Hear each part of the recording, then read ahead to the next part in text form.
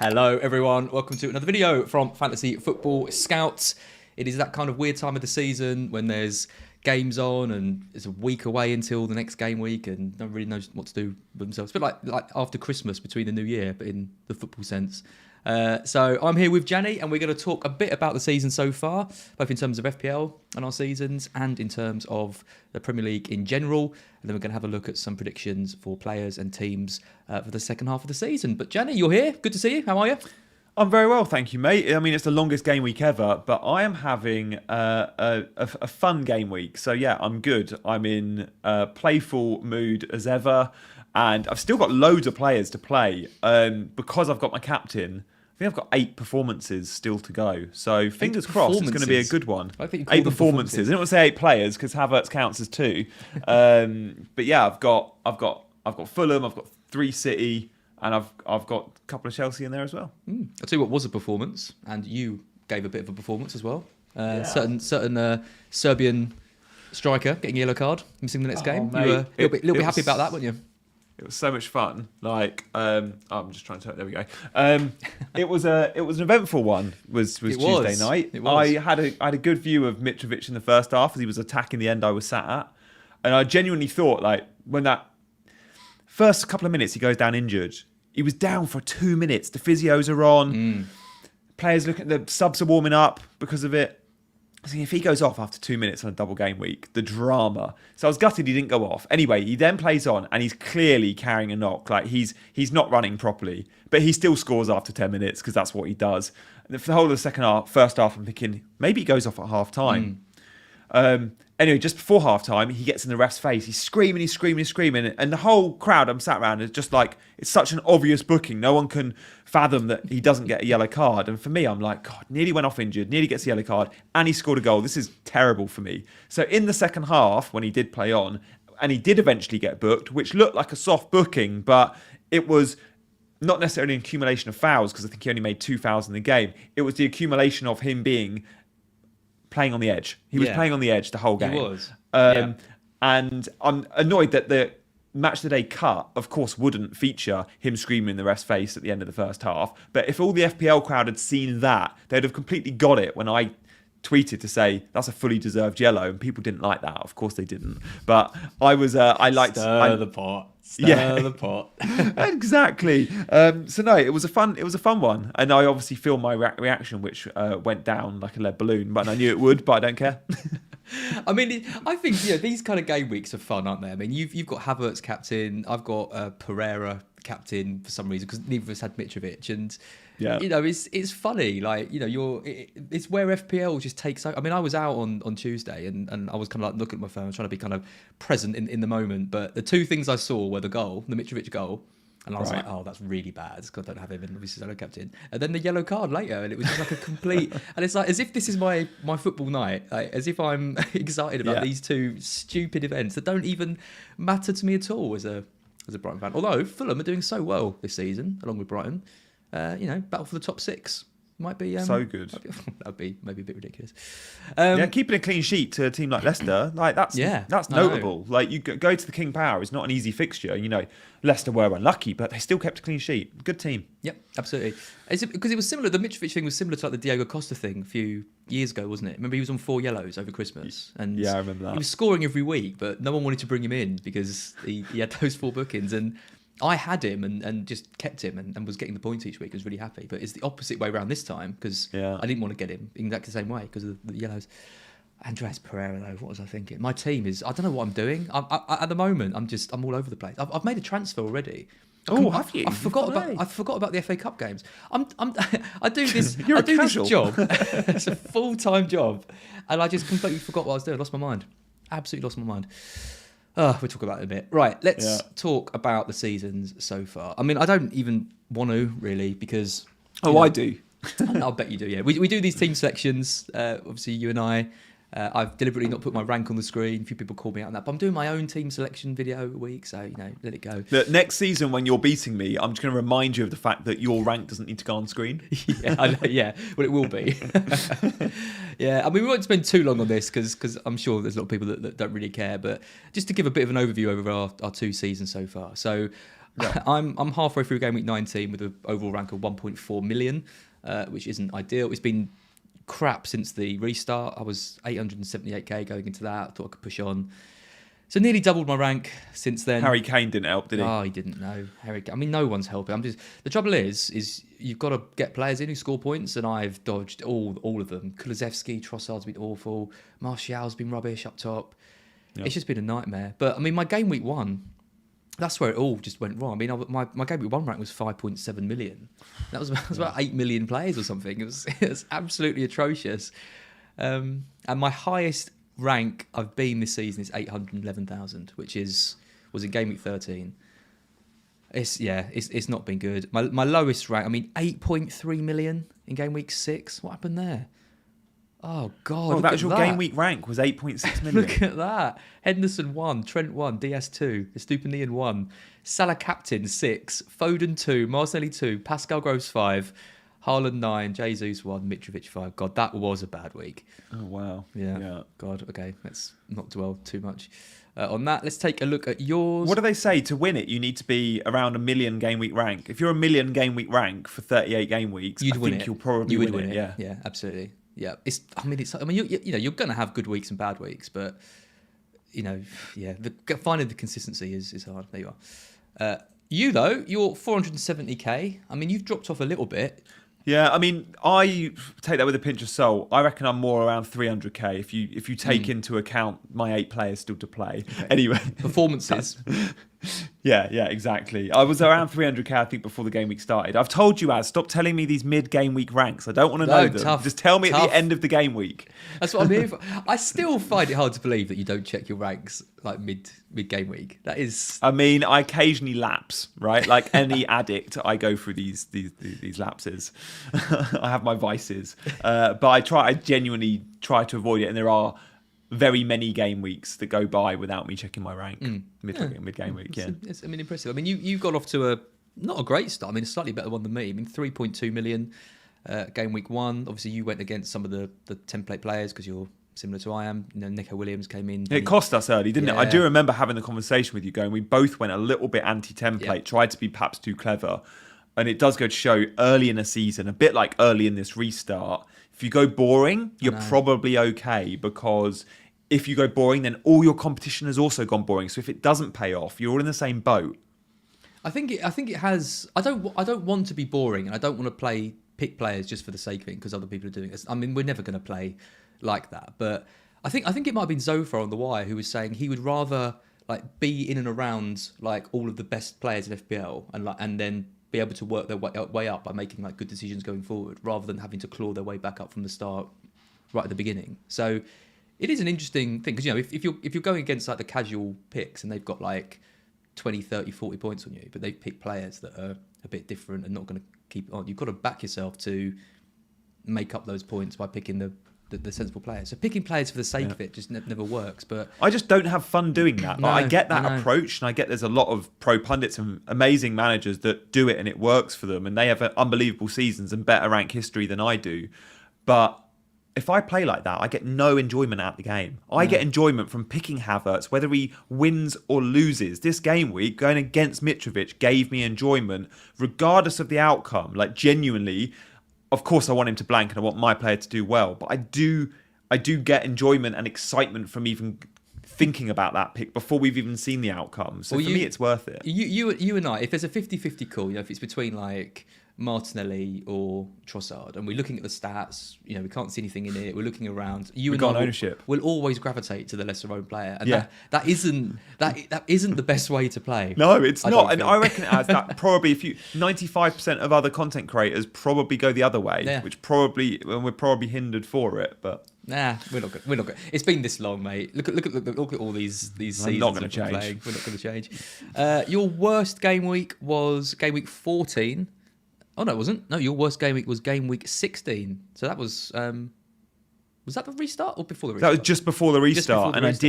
I did go from like, I don't know, was it 200 to 400 or something? Yeah, 200 400, 7.6 million. I took a 4-point hit for Mahrez and he didn't even play. Oh yeah. Oh, that was a bad week. Yeah. Not long before that, I had one really good game week rank this season. I can't remember what it was, but it was probably something. It was way under 1 million. Look at that. You see that on there? Pope 5, Cancelo 1, Zuma 1, Trippier 7, Bueno 0, Pereira 2, Martinelli 6, Salah 2, Bailey 0, Kane 11, Haaland with basically his only blank with 2, and then just Danny Ward sat on your bench with 11 points, because why not? Oh, shock. Yeah. Absolute nightmare. Your best game week was game week 13. It was a really good one, wasn't it? Which was my worst game week, I think. Oh, nice. So that's where we massively... you went from 426 to 158, 50k game week rank. Zuma scored for you. Haaland captain, K. Mitrovic. Pereira, ironically, came in. And you had Bailey on your bench with 13. Mate, I don't think I've ever had a 50k... I don't always look at game week rank, but 50k game week rank, I don't think I've ever been anywhere near that. If you'd played Bailey, you'd have been... Yeah, I'd have won it. Manager of the week. Manager of the week. It's going to happen. Surely it's going to happen one day, right? We're going to get someone in the community, like on Scout or on Twitter. It would be cool. Because we had the cricketer, didn't we? Was it... Stuart Broad. Yeah, it was Stuart Broad, wasn't it? Yeah. He was number 1. That was exciting. Before I was producing content about 10 years ago, I once won Chelsea Manager of the Month. So it was like, okay. When you support as many teams as you do, you're bound to win one of them. Well, Chelsea's pre-set, unfortunately. Otherwise, if I'd known about this, I'd go for a really weak team that's really not well supported. But I got sent a Chelsea goodie bag, and I was really disappointed. Okay. I got sent... It was the worst goodie bag ever. Like, you'd expect VIP tickets or something like that. I got a fluffy toy, a key ring, a pen. And I was like, I'm sorry, 8-year-olds don't play FPL. Why are you sending me? Like, I've just won Manager of the Month. It was obviously a month I used loads of chips. Actually, it might have been before the chips were even a thing. This is great. I can just imagine you waiting for like your 50-inch TV to turn up and like all these. I was so disappointed because they emailed me through my user email saying, you've won Manager of the Month. We want to send you a prize. I was like, brilliant. Give me your address. So when the goodie bag turned up and it was built for an 8-year-old, I was so gutted. Still better than the official Premier League prizes. True.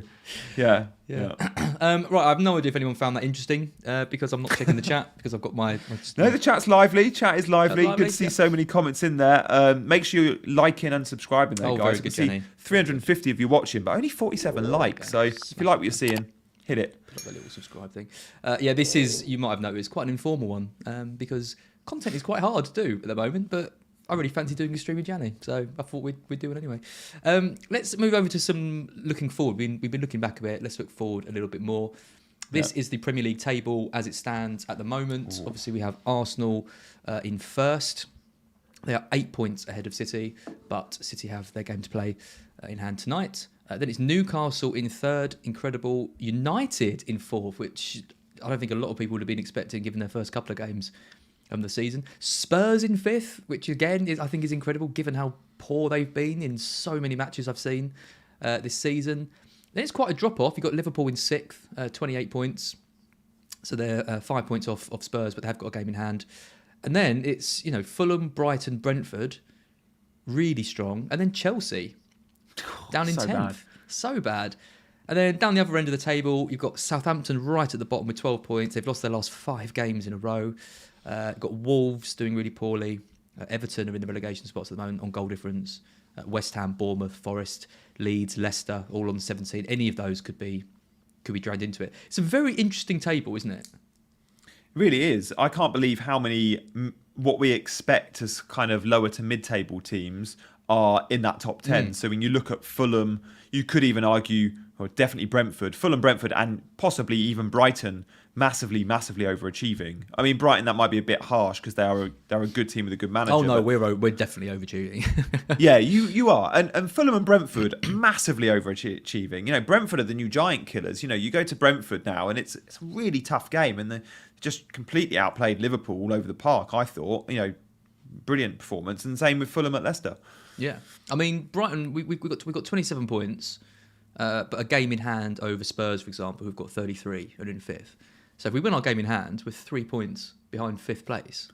And you've got a manager that's now had a bit of time and settled. You are playing good football. I think Brighton will finish top 8. The break helped. The World Cup break helped, I think. Yeah. It's months of training, pretty much. Yeah, it's interesting what's happening with Trossard.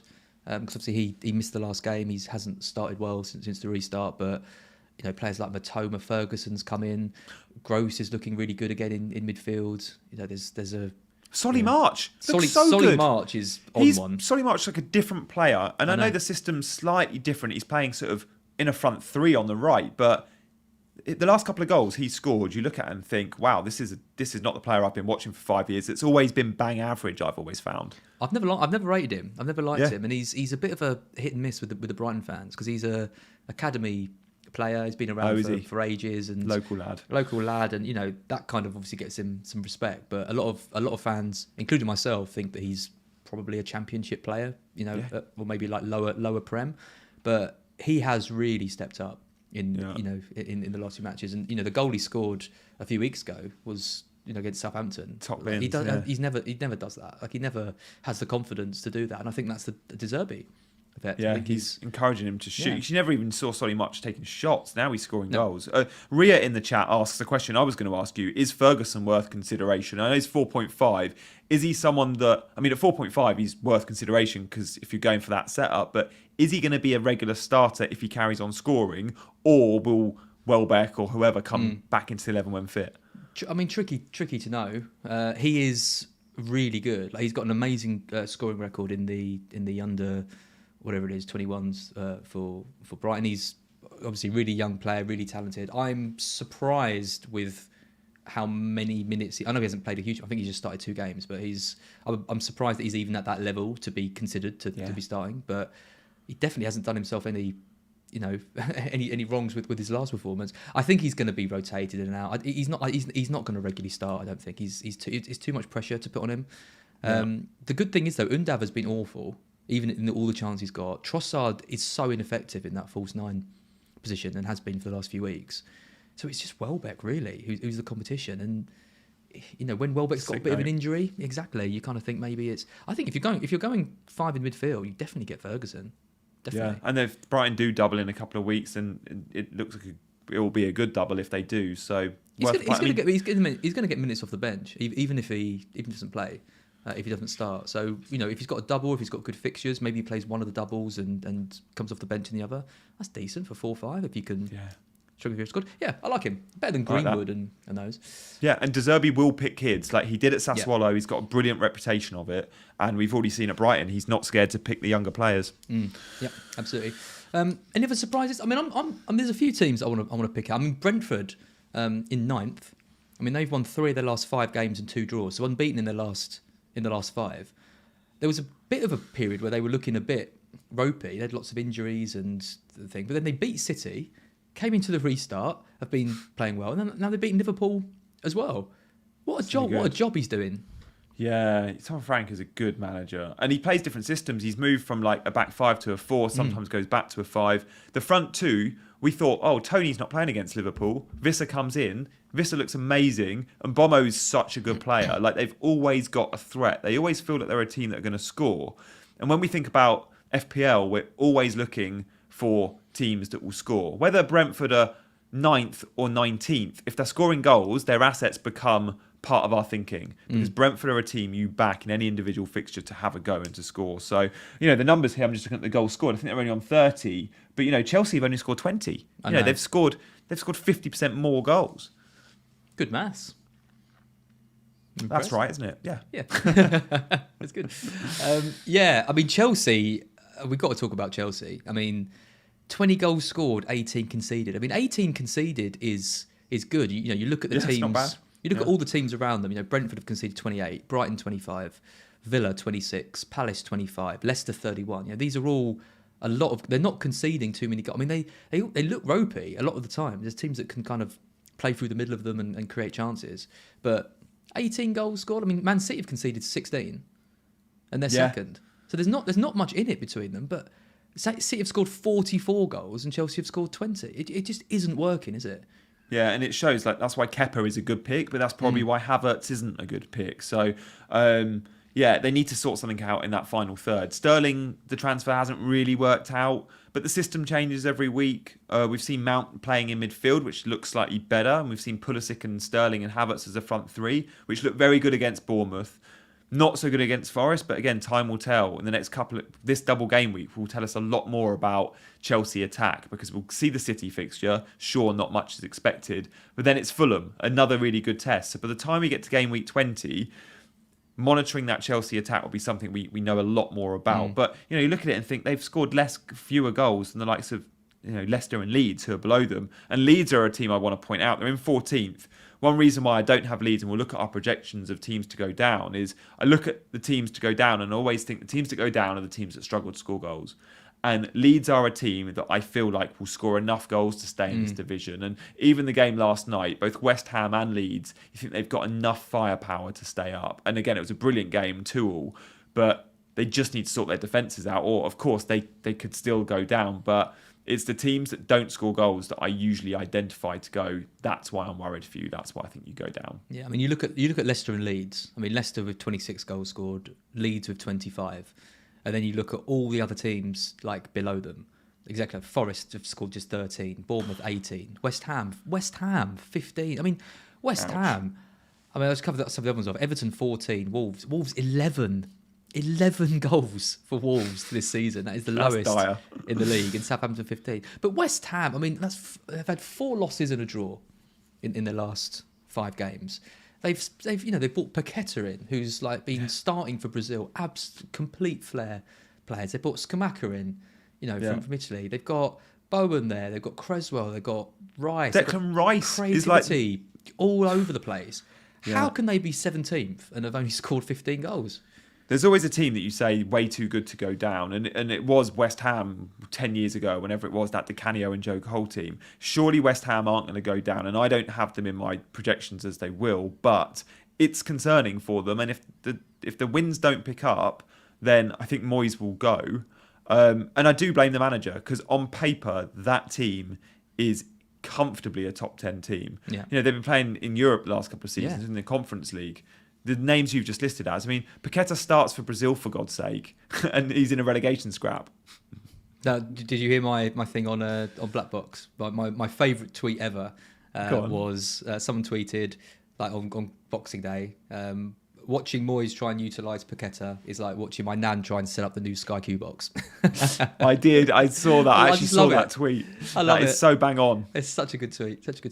Right, let's go to the other end of the table. Let's go to the top. We are going to talk about Arsenal, Man City in a bit more detail when we do our predictions. But let's talk about Newcastle and United first. Both on 35 points. Newcastle have played a game more. The most amazing thing about Newcastle is they've only lost one game all season, and that was 97th minute winner for Liverpool in a game they did not deserve to lose. They were the better team, yeah. One loss for Newcastle. This stage last season, they were, before Howe took over Christmas, they were bottom of the league. Yeah, that's outrageous. I mean, we see Newcastle was defensively solid with FPL. Trippier and Pope, Botman coming into our thinkings, even Shah should be. And it shows. They've lost one game. They are so hard to beat and so hard to score against. Fewest goals conceded in the league, 11. Yeah, that's crazy. I mean, it's a shame they've drawn 8. You convert 2 or 3 of those draws to wins, and they're top of the league or very close to it. And maybe that's the thing that will hold them back slightly, is have they got the firepower? Now, sure, they have scored a fair few goals. They're not competing with Arsenal and City for goals, 32. But they've drew 0-0 with Leeds. They drew 0-0 with Arsenal. And Almiron can't score you a worldie every week. Is there enough firepower? Do they need to buy that one player? They buy James Maddison, for example, and you think, okay, that's what we need. And I do think that to be considered a top 4 team on paper, this current 11, I still think they're lacking that one creative, reliable asset. And look, as good as Almiron has been, let's not forget, for 4 years he's been absolutely pants. So we don't know if this is going to continue, and we can't rely on it necessarily. We keep saying it every week, and he keeps scoring. I know. Well, he has blanked in the last 2, but he did score after the restart. God, finally. I mean, that goal he scored after the restart was absolutely... that was a great goal. I mean, everyone was saying he's not going to carry this on. There's no way.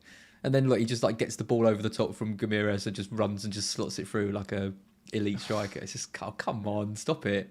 And Ramirez is as good as it gets, isn't he? I think Ramirez starts for any Premier League team, any team in world football. I don't know how he doesn't start for Brazil. He is outstanding. He is. He's that signing that a team like Newcastle needs to make. Who, City did it with a couple of Silva in and Yaya Toure, and that's when that kind of the next level of players started coming in. And I think Newcastle have done that with him, and Isak's, I think, has been unlucky with injuries, but he looks like a really good option, and they're going to make a couple of marquee signings over the next few windows, and they're going to be real. I mean, if they're third already, at this point, in a couple of years, they're really going to be looking to win it. I agree with that. Good foundation, start at the back, and they're keeping the cleans. And they're investing in the academy and the training facilities, everything. Future's very bright. Speaking of future being bright, I mean, the best thing that could have happened to United seemingly was Ronaldo leaving and doing that Piers Morgan interview and buggering off. I mean, they are fourth. They've won their last 4 games and looking solid. Defensively, sorted things out. Different shape, system. Shaw's come in. Martinez isn't even back yet. Wan-Bissaka's been playing and doing all right. And then up front, they've now got this much more fluid system with Martial leading the line and Rashford in great form. I mean, to be in fourth place where United are, I mean, hats off to Ten Hag, because that is a hell of an achievement, I think. It's very good. He's clearly a very good coach. And again, he's what managers often do when they move to new clubs. And Eddie Howe did it. We're seeing Ten Hag do it. You start at the back and it's so much easier to sort the defence than sort the attack. Sorting an attack takes tons of time on the training ground, sometimes time in the transfer market. Sorting the defence just needs some good tactics and some good training, and that's what these managers have done. And United, very solid now at the back, to the point where we're buying United defenders. Who'd have thought we were buying Luke Shaw for our FPL team 6 months ago? Casemiro's been a brilliant signing and is seriously world class. We know that. My concern with United is if Rashford does pick up an injury. He is someone that's got a bit of a history of injuries, although he's flying at the moment. And for as long as he's flying, they'll win games. But you take Rashford out that front line, and again, a bit like I said with Newcastle, you could argue it lacks firepower, because where else do the goals come from in that United team? Casemiro pops up with a couple, but that's not his role. Rashford's goals have been needed because we still need Anthony, Sancho when he plays, and Martial when he's fit. Those 3 guys need to step up with some goals. Well, Fernandes needs to start. Bruno. Forgot about Bruno. Exactly. Everyone forgets about Bruno. And I mean, I know he scored a lot of penalties, but he was still, so involved in the goals. And he's picking up the odd assist here and there, but I still don't really consider him an FPL option. I know some people... Even with penalties, he's just not, is he? No, it's weird. It's very weird. It was a weird season, that, for him, when he was getting one. It was the first season of VAR in the Prem, though, so we got a ton of penalties that year. More than we've ever had, and we won't get close to that, because it was like they were just playing with VAR and they were giving a penalty every week. That's it, yeah. Casemiro's been an unbelievable signing. You never really know what you're going to get with a player like that. Still signing for big money, obviously won everything. Is the motivation going to be there? But God, he's just a great player, isn't he? He only needs to be playing at 10%, and he's still often the best player on the pitch. Anthony, though, jury's still out a little bit. Looks a bit easy to play against him at the moment. Because he's only got 1 foot as well. Like he just wants to be on that left foot. Like you show him outside, and he will only cut back. So I don't know. Time will tell. I often back a manager that buys players from some that he's already worked with. So that's the only thing that I think saves Anthony in my head, is that he will become a success because no one knows him better than Ten Hag. But I'm massively questioning it. I mean, I think it'll be a long time, if ever, he justifies that sort of price tag. And you could argue Sancho the same, but that's the United tax. That's what happens when United often will buy a player. It's an extra 20% more than anyone else will have to pay because you're selling to United. But maybe he comes good. I'd love to see Sancho come good, but it's hard to see it happening, isn't it? Yeah, it really is. Which again is strange, especially because I think he wants to play on the left ideally. And look, Rashford's going to be starting on the left for a very long time. That's clearly his best position. Rashford at times wanted to be a number 9. He's not, but wide left, he's playing out his skin. It's amazing how few of these like big money moves work out. Like when you look Chelsea the same. Yeah, I mean when you look at some of the most I mean Grealish, okay, he's doing okay, but not pulling up trees. Lukaku, absolutely dreadful. You look at Anthony, you look at Sancho. I think I was looking at the list, and the only player that really looked like he'd gone on and had like an amazing, few years after signing for big money was Van Dijk. But everyone else on there is just, you look at it and think this has been a flop. Very strange. There must be maybe there's some psychological element to that. The pressure that comes with a big money move like that. We'll never know about that, Gianni. I've got a list of the top 10. This was written, I think, a few months back. I'll just blitz through it, right? Equal at number 10, number 9. Havertz and Kepa. Well, jury's massively out on both. Yep. Still young, but at the moment, not great. Yep. Pepe, 72 million Arsenal spent on Pepe. Oh my God. And then it's Sancho at 73 million again. So Van Dijk is number 7. Okay, Van Dijk's the one we can give, 75 million, but worth every penny. Lukaku again. Maguire, 80. Anthony. Pogba at 89 again. He had his moments, but... And then Lukaku again, when he didn't sign for United, but signed to Chelsea. And then Grealish. So you look at that and think... One player on him. Well, that's what I mean. Van Dijk. Just Van Dijk. Well, weird, isn't it? Very, very weird. You know, a lot of those players have signed from, you know, other leagues, like Germany and Italy and places and flopped. But, yeah, I think it shows the competitiveness of the Premier League. And also, I think there is definitely some kind of psychological element that comes with coming. But, yeah, like we said, a lot of those players are young. They've still got time to turn it around, but will they turn it around at the clubs that paid that money, or will they get a cut price move to another club and then start building their reputation up? Be interesting to know. All right, let's take a look at some predictions. How things are going to go. This is top 6 and bottom 3 predictions from us. I deliberately didn't look at yours before I did these.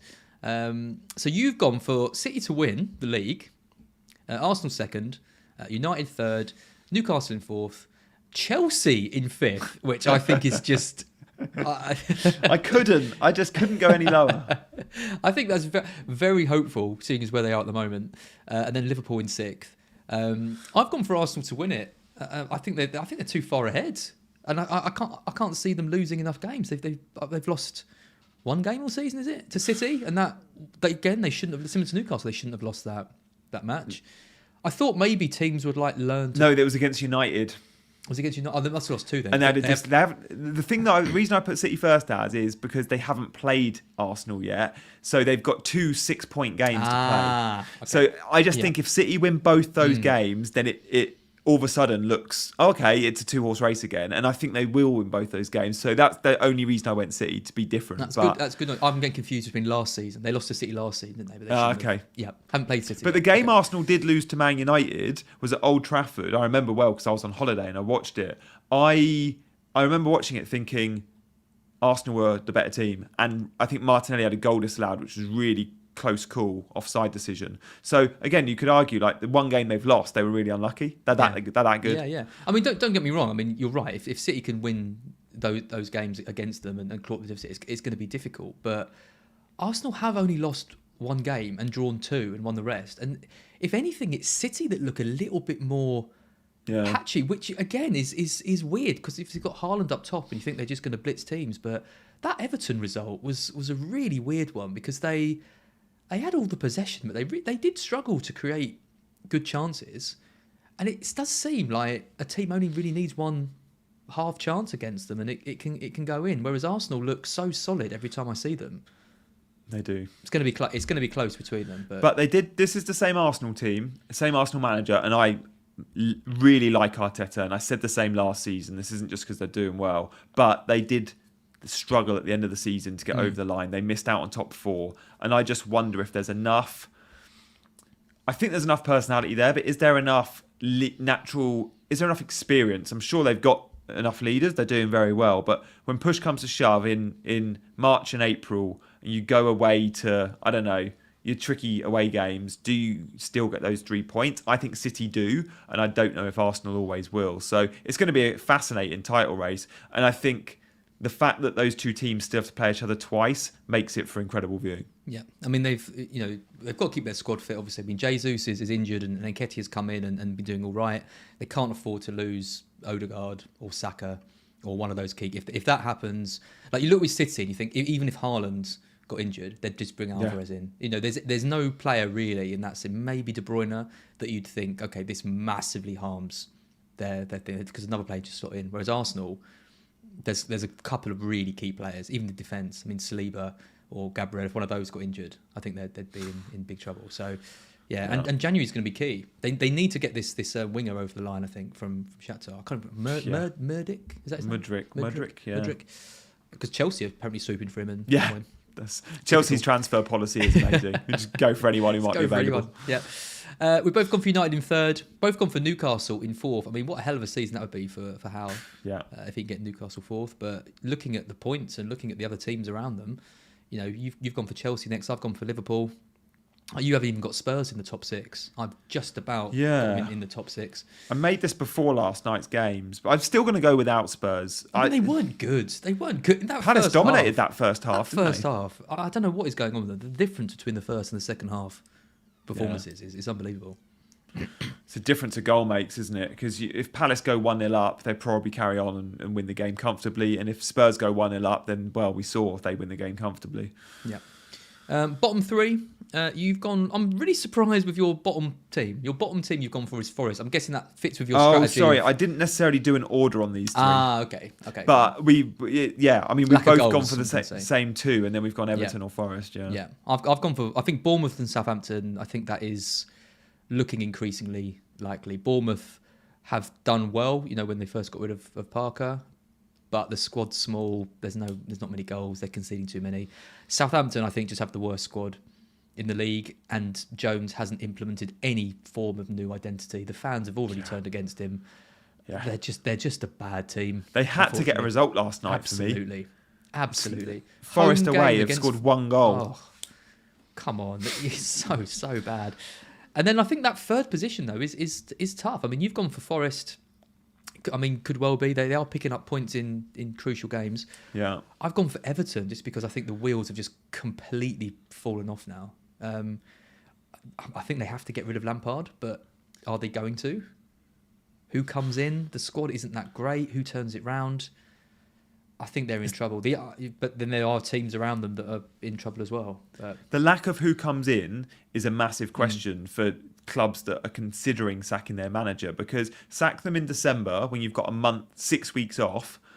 You can still then go to your managers that have never managed in the Premier League before, or your managers just from overseas. So Wolves and Villa, really smart. They got Emery in, they got Lopetegui in, and they gave them 4, 5, 6 weeks on the training ground during the World Cup. It means they get a whole good run at the second half of the season.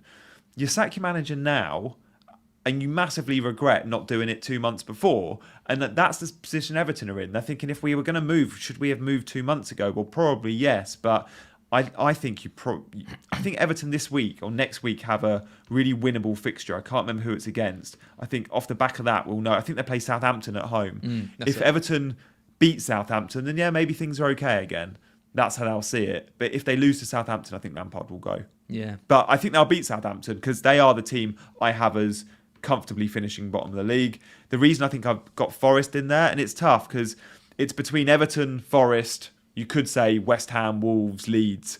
I think all those teams outside of Forest will score enough goals, and it just comes down to the goals question, including Everton. I think they've got more firepower than Forest, and I just question, will Forest score enough? Yeah. And I did this prediction before last night's win, and it was good to see them score, and I do like the fact they're now playing Awani on the left, and the Welsh lad on the right, I can't remember his name off the top of my head, Mark Loves, and then Johnson on the right, and then Gibbs White as a sort of 10 behind them. That front three looks like it might score a few more goals, so we'll see. But it's a tight one to call. I'm going Forest just. Yeah. I mean, Alex, Michael in the chat says Forest unbeaten at home in the last 6. So there's no chance they'll go down. I mean, they're a completely different team at home. I mean, picking up a win away yesterday against Southampton, it was huge because they've looked not right. And I think, again, the breaks helped them because... Cooper's been able to work with them and with his 55 players. Exactly. Yeah, absolutely. Yeah. I mean, I just look at these teams and I think you look at Everton last year and Everton stayed up because Richarlison just went on a mad one towards the end. You look at West Ham, there's players in that team that can get them out of it. You look at Everton, I look at Wolves, I look at Southampton. I think they're going to start. I think Forest have got a couple of players that can do it. Amonai has stepped up. Johnson is a good player. Gibbs White is a very talented player. I do really like Gibbs White. Again, I think for good fixture runs, he might be someone we even look at in FPL at some point. Yeah, Forest's home form I can't forget, and it's a good comment in the chat because in those 6 home games, I think they've beaten Liverpool and Chelsea as well. Like they'll beat anyone at home clearly. I don't think Mark will come back to FPL next year. If Forest get relegated, he finishes 4 million. Then I think that's probably him. That's probably him done. So yeah, let's all hope for a Forest ascendancy. Finally, then just look at some differentials. We haven't really focused too much on FPL. Been more of a general chat about stuff. Here I just put together some players that I think could be decent differentials for us going between now and the end of the season. Mm-hmm. Sorted this by XGI per 90. Obviously, some of these players have got quite little minutes, so take it with a bit of a pinch of salt. But let's just go through some of these. So we've mentioned Ferguson, 0.5% ownership, really good XGI per 90, but it's only started two games, so maybe not getting too excited. What do you think? Hit or miss? Hit. I think he's going to get some minutes because of the injuries Brighton get, but if he keeps scoring, it will be hard to drop him as well. And a good manager that plays attacking football, proper attacking football, this manager. So I think we'll all be buying him very soon. I really do, especially if they double. Yeah, good time to buy him as well. I mean, we've got this game against Liverpool, but then we go into potential double, and then it's Bournemouth, Palace, Fulham, Newcastle tough, but then West Ham, Leeds. I mean, it's a really, really good run of games.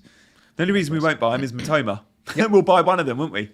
I know. And I'm annoyed at myself with Matoma. He's on this list as well, because I went for Trossard, but I kind of knew that Matoma was the better option, but it's price. It was like I had money. I had the money for Trossard, so I went for the more. So it's another lesson I learned. Martial next, XG per 90, 0.69. Just to give that a bit of context, 0.69 means that they're kind of, well, they're basically they're averaging over some kind of return, an expected return of every 2 games. Yeah, which is really high. So anything over 0.6 is basically really, really good. So although Martial's points haven't been great, this XGI per 90 is high. 4.7% ownership. A lot of people are going to drop him, I think, because the fixtures turn a bit, but I might stick with him for a bit. Yeah, I think I would, if I was already invested, I think I'd be sticking with him because the chances are coming. And he's building fitness. Like those 70-minute performances he's getting will soon turn to 90-minute performances. He's not getting 90 because of his fitness. Yep. Wilson, down to 5% ownership. Obviously got his fitness concerns, but... He's always lowly owned for some reason. 5%? Like, I was surprised this at that. season. I think next season he'll be really highly owned because his price will drop a bit. Maybe he's just in that. I think he's 7.5. If he was 6.5 or 7, he'd have really high ownership. So yeah, the goals will come for him. Yep. I've stuck Foden in. He is still 15.3% owned. High XG per 90, 0.55. I mean, he's 2 starts in 6 or something ridiculous like that. Yeah, it might even be 2 and 7 because it's so bad, but. He will become flavour of the month again, and Pep does this. And when he's starting 4 and 5, you probably want him in your team. Yep. I mean, he's a differential because I think it's going to have put a lot of people off going back to him this run. Yeah, because they've been stung. Yeah. But that's when we've benefited from him in the past, when everyone's got this feeling. So yeah, I only buy Foden when he's 5% owned, and it works. Yep. but buy him at 30% owned, and he'll almost certainly miss. Matoma's next, 0.6% ownership, still really low. XG per 90 of 0.5. There's a few people asking me in the chat about will Trossard continue on the bench? Chris Yang says, how do you think Trossard will come back to play in the next few games? I don't know. I don't know if he will, because I think Trossard's best position is left wing. Is Matoma's. That is Matoma. There's no way Matoma is going to be dropped from the left wing. So Trossard either plays false 9 or as a 10 in that position. I mean, it's against Liverpool. He scored a hat-trick against them in that match. I think he probably comes back in and plays the false 9 position in that game. But you buy Matoma. I mean, I think if you've got Trossard, you take the money out of Trossard, put it in Matoma and strengthen elsewhere. That's what I'm doing this week. I agree. I think I told you my theory on Trossard a few months back that I can't remember if his contract's up in the summer or in 12 months' time, but the fact that his contract is up soon, I just wonder if Brighton wants some return on that, and therefore... he could be sold in Jan. And I know we haven't seen links and it's not been making the gossip column pages, but then the fact that he was left out as well just makes me think maybe he's pushing for a move and the club are thinking maybe they cash in. So I would be swerving him at any cost. Yeah, I've sold him. He was my early move. I think I should obviously have waited. I did just forget about the cup games. But yeah, I wanted rid of him and I wanted Matoma. So just I like that. And at least you're catching price rises because Matoma will go up. Exactly. 0.2% he was after the World Cup. Because when building my unlimited transfer teams, I genuinely looked at Matoma, and that was because I'd seen him do so well in the World Cup. And the reason I didn't buy him was he was never getting 90 minutes. Yeah. Game week 17, the first thing I checked for was how many minutes did Matoma get? He got 90, and I was thinking straight away, he's a buy. He played Arsenal, so I didn't want him, and then he went and scored 2. I know. What was interesting about that game, that first game back, was he looked knackered in that game. Yeah. And De Zerbi just wouldn't sub him. Yeah. Just absolutely wouldn't sub him. So his first set in 90 minutes, I was like, okay, now he's a serious FPL player. Yeah. And 0.2% owned at the time. I was like, this would be great. I thought when De Zerbi took over, I thought we'd have an over-reliance on Trossard. And the way he's improved so many players in that side is really, really impressive, I think. Even my dad's a fan now of De Zerbi, and he was calling for him to be sacked when we drew against Forest. Typical Brighton fan. Kulusevski, 4.5%. I started with him since the restart. He's been a nightmare because he got injured, which hasn't been ideal. But if you're backing Spurs to come into the top four, then and you can't afford Kane, for example, he's arguably the next best option, I'd say. Yeah, we just need him fit because he's such a good creative source. Yep. Ollie Watkins.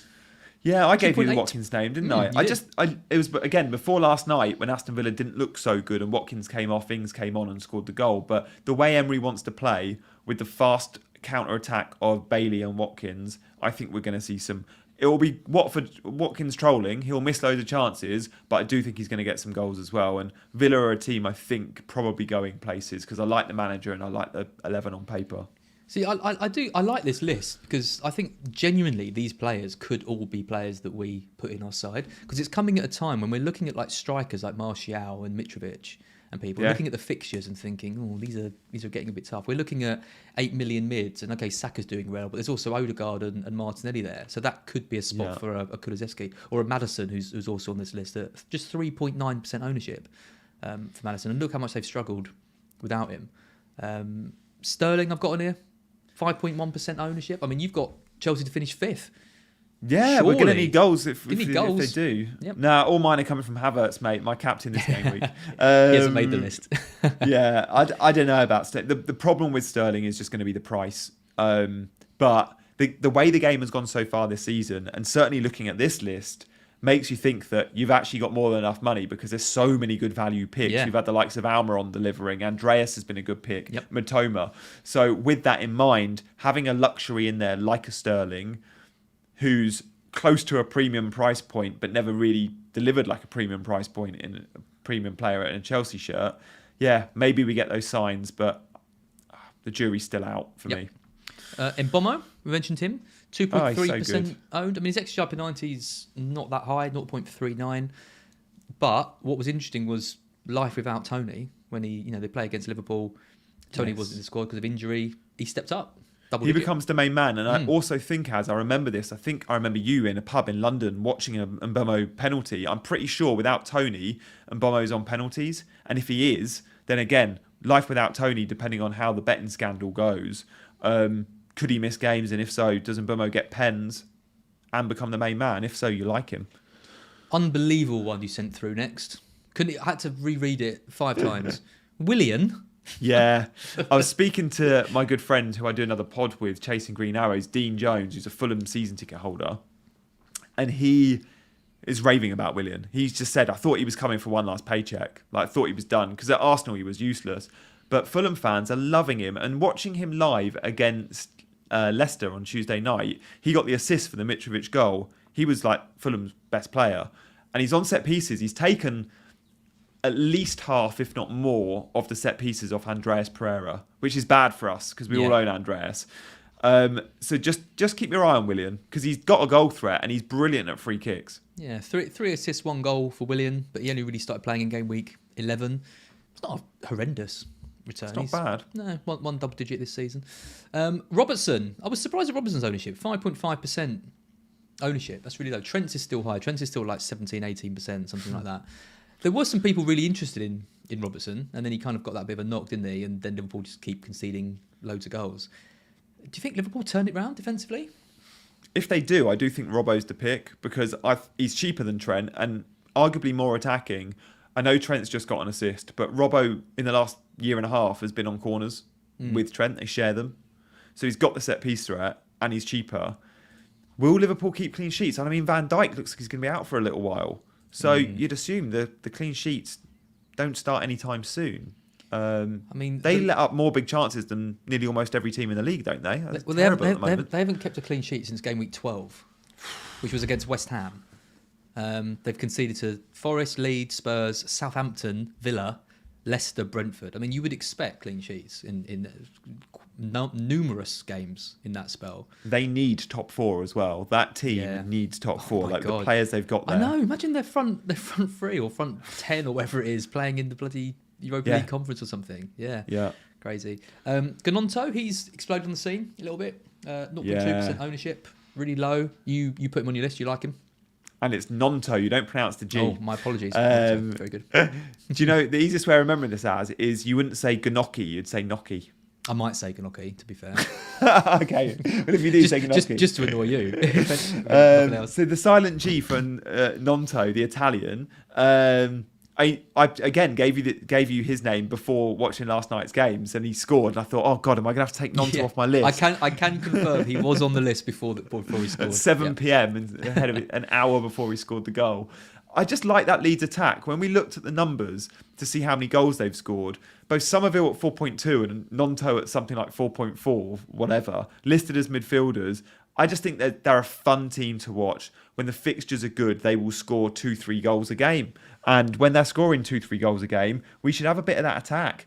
And he's a fun player. He's 19. He's definitely not going to be at Leeds long. Like, this is a potential superstar in the making for a 19-year-old to be doing what he's already doing. The Leeds fans love him. The fifth choice midfielder is so difficult at the moment because Andreas has been so good for us. Matoma is now clear the standout if we make that move. But there are still names like Somerville and Nonto that will have their moments. Nonto's a forward. Oh, is he listed? Oh, okay, Somerville's a midfielder then. Yeah. So how much is Nonto? Nonto's 5. Oh, he's 5. And forward. Somerville's 4.2 mid, isn't he? Yeah, but Nonto started the last 3 up front for 5 million. Yeah. It's a good shout. He's good. But then you got Ferguson at 4.5 who's an option. So there are loads of these good budget players. But like Brighton, Leeds are attack who I'm always confident about. Cole Bogler says, as breaks his spaghetti in half before cooking it. Doesn't everyone do that? Does everyone not do that? Oh my goodness, you don't, do you? So how would you fit it in the pan? You have to leave it, let it cook for about 30 seconds, and then you can bend it round. Oh no, I don't. I definitely break it in half. Oh, my mum breaks it, and my dad's always like, oh God. Absolutely, no, definitely break it. Alex Mitchell says Rodrigo as well. We're talking about Nonto, obviously. Rodrigo 6.5% ownership, 6.3 million, best points per minute of all midfielders. Yeah, and he pays up front. Yeah, scored again. I mean, everyone had him, didn't they, at the start of the season? It's amazing how much his ownership has gone down, actually. Is he really 6.3%? Yeah, because he must have been 20% plus. Yeah, absolutely. I think he went up to about 25%. 6.5% owned now. He's good, and I don't know, with Bamford not in the team, when Click doesn't play, and he often doesn't, I think Rodrigo's also on pens. Tell me in the chat if I'm wrong. He should be. I think he will do. Yeah, absolutely. I put Paqueta in. I really like Paqueta. I just think he's a fantastic player. I think he's only going to be an option for us if Moyes goes. I mean, an XGI per 90 of 0.25, that is criminal for a player of his ability playing in that kind of side. So if Moyes goes, I think West Ham will be a team we probably want attack defence. Like I think Scamacca will be a good shout as well. Well, I think if a new manager comes in, he's going to say, right, Paqueta, you are our best player. You and Rice are going to have to, take us up the table. And what role do you want to play? What free kick, what set pieces do you want? Just whatever you want, you have it, and we'll work from there. Build the team around him. That's what I think anyway. But maybe they give me the job, and I'll make Paqueta, put on everything, penalties, put him up front. It'd be great. And then the final player on this list is Gakpo. I don't know his ownership yet because he's not in the game. We don't know his XG up and only because he's not in the game. He could be an interesting one though. 8 million mid, amazing record for PSV. Yeah, and he's going to play in a front three. On the left, likely, certainly until Luis Diaz and Jota are back fit, the front three is going to be Darwin, Salah and Gakpo. So, yeah, I like him. I mean, it's hard to know when you come from the Dutch league if those numbers stay high. I remember Matthijs Kesman at Chelsea, and there's been a fair few examples of players from the Dutch league with amazing numbers not doing it in the Premier League. But we have seen him doing it in Europe. He's played well in the Champions League. We've seen him do it very well in the World Cup. So for me, I think he's going to be a really good match. And knowing we're losing patience with Darwin and knowing we're losing patience with Salah, I think he could be a good route to that Liverpool attack. I've got to get rid of Darwin. I know some people are like, Seb, for example, is like, oh, I like him missing all these chances. It's, Back it's in the good. day. He's back the day, all that. We're going to need some returns soon, though. I cannot stand it. When he's missing open goal after open goal, I'm so angry at him. It's not good for my... At some point, I think it needs to become a topical discussion, and no doubt you'll see discussions on Scoutcast about this. I haven't seen too many of them yet, and I feel like this discussion has to take place now. It's at what point do we start thinking Darwin is compromised? We're seeing Salah's output compromised because the big chances are falling to Darwin, and therefore there aren't as many big chances falling to Salah. Yep. So for as good as you can say they link well, and he sometimes puts him in, for me, Darwin not firing is equally as bad on Salah owners. So, yeah, a Darwin playing is bad on Salah owners at the moment for me. So I'd be selling Salah before Darwin because of the price, I think. Really? Wow, interesting. Yeah, I mean, it'd be interesting if Gakpo comes in, takes that spot on the left, but then we see other players coming back as well. I mean, Nunes has got to improve. They can't stick with him. When Diaz is back, and Jota's back, Firmino's back, they can't just have Nunes up front missing the amount of chances that he's missing. They're going to have, they'll experiment. It must be so frustrating to manage and see that. Klopp's just thinking all these defeats could have been wins with one of those big chances going in. A few in the chat mentioned Visser. Fredericks says Visser, Focus likes Visser. If Tony's not playing, then I think Visser's a good option. But when Tony is back fit, Visser's going to be on the bench again. He's going to be first sub, isn't he? Because that Mbomo-Tony relationship's not going to be broken. No. I think if you're going to go for Brentford attack, you go for Mbomo. You just take a punt on him there, 2.3% ownership. Excellent, Gianni. We rambled on for an hour. Thank you, everyone. No, it was a good chat. We've obviously missed each other, mate. Yeah, always. Got to keep our weekly videos going. We'll be back for your team selection next week, as normal, where we'll be focusing on game week 20. Thanks everyone. It's been really good. Really enjoyed it. Let us know in the comments if you agree with our predictions. Who's going down? Who's going to finish in the top 6? If there's any differentials anyone thinks we've missed, add them to the list. Being pointed out that Paqueta did take a penalty in the last game. Forgot about that. Yeah, see, Paqueta. There you go. Yeah, Rice was on the pitch, so Antonio wasn't. But yeah, that's what I mean. Give him everything. Give him the lot, and see what happens. Gianni, pleasure as always. I will speak to you again next week. See you, mate. See you, team.